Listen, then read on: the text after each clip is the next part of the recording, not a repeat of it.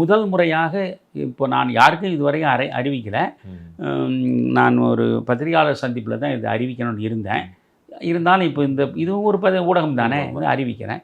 இனி இந்த கட்சியை நடத்துவதில் பயனில்லை என்று போன ஞாயிற்றுக்கிழமை திருச்சி அஜந்தாவில் பொதுக்குழுவை கூட்டி அவர்களிடம் நான் சொல்லிட்டேன். இதுதான் நான் கடைசியாக உங்களிடம் அரசியல்வாதியாக இருப்பது. நான் உங்களிடம் விடை பெற்றுக்கிறேன். இங்கே ஏறக்குறைய 16 ஆண்டுகள் 2009 அக்டோபர் 2 காந்தி பிறந்த நாள் அன்று என்னோடு சேர்ந்து பயணிக்க தொடங்கினீர்கள்.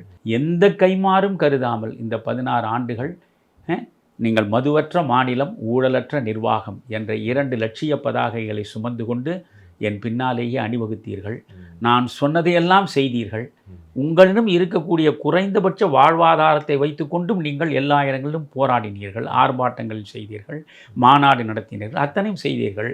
நீங்கள் பஸ்கா பண்டிகையில் தன்னுடைய சீடர்கள் ஒவ்வொருவருடைய கால்களையும் தன் கைகளாலே கழுவி தன் அங்கியால் துடைத்த கர்த்தரை போல உங்களுடைய பாதங்களை நான் மானசீகமாக கழுவுகிறேன். ஏனென்றால் இந்த காலச்சூழலில் இப்படிப்பட்ட தொண்டர்களை எங்கேயுமே பார்க்க முடியாது. ஆனாலும் இனி என்னால் உங்களை தலைமையேற்று நடத்த முடியாது.